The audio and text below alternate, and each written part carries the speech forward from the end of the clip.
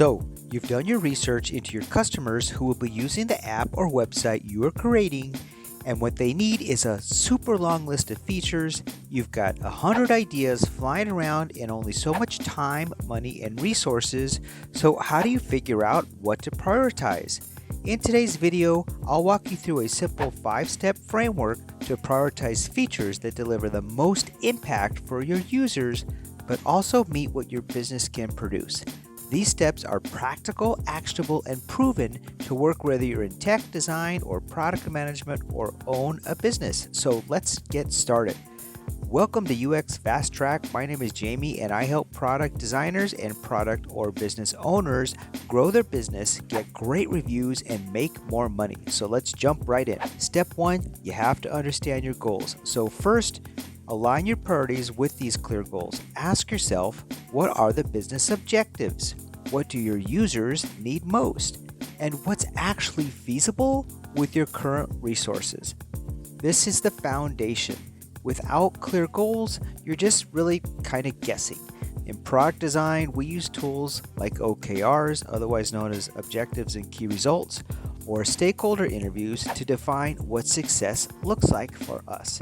This way, your prioritization decisions will be anchored to measurable outcomes. This takes a lot of guesswork out and keeps your work aligned and focused. Step 2, you got to gather and categorize your ideas. So, collect all your feature ideas in one place and make sure most of them come from your user research. You want to avoid a small team just dreaming up the features by themselves in a room because they are not really the users of the product in most cases. And if you have feedback from users, it's okay to pile on a little bit with your team suggestions at this point.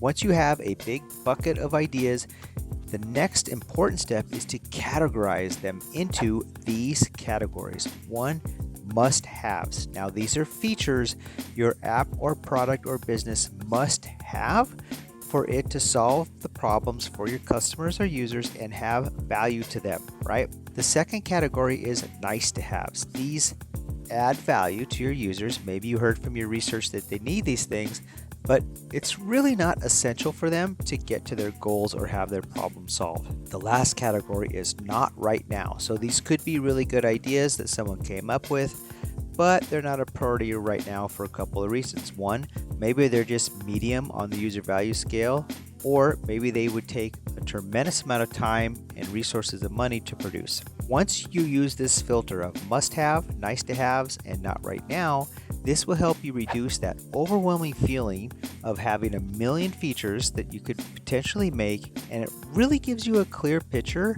of what matters most to your users and what you can achieve with business resources. Step 3, here you need to evaluate the impact, in other words, the value to your users versus the effort it's going to make to produce these features. To do this, you have to plot your features on an impact versus effort matrix.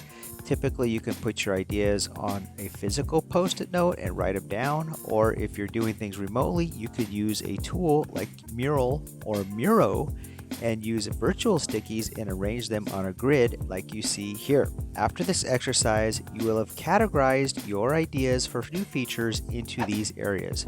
First, high impact and low effort. These are the quick wins. These are the ones that will give the most value to your customers and your users, but also are going to take the less time and money and resources to produce. Next, you want to categorize your ideas by high impact and high effort. So these are ideas that could hold tremendous value for your users, but they're going to take a fair amount of money and kind of a longer time to do. So you will do them, but only when your resources allow and it makes sense. Third, you want to categorize ideas for low impact and low effort.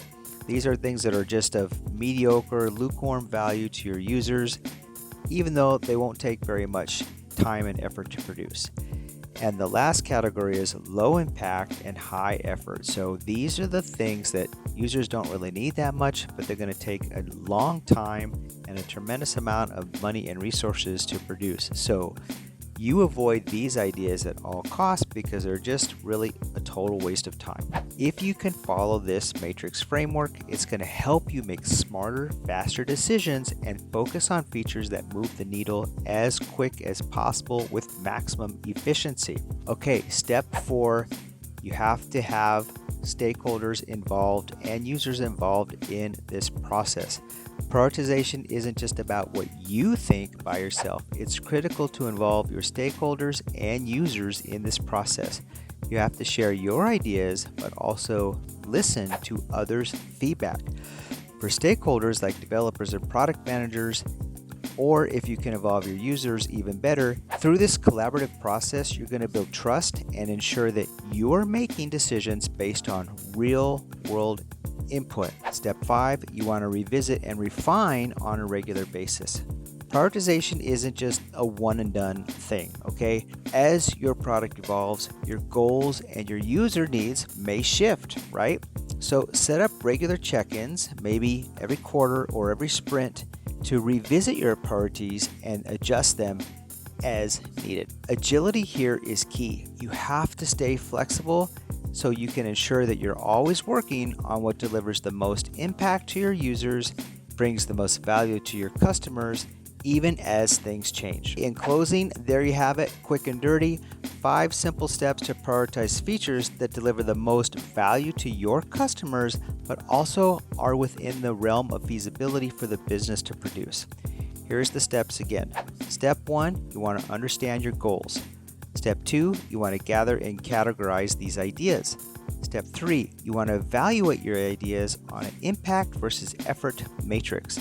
And step 4, you want to collaborate by involving your stakeholders and users, right? Lastly, you want to refine regularly as needs change. If you found this helpful, hit the like and subscribe for more tips on product design and prioritization. And let me know in the comments, what's the toughest feature prioritization decision you've ever faced? Thanks for watching. I'll see you in the next video. Jamie out.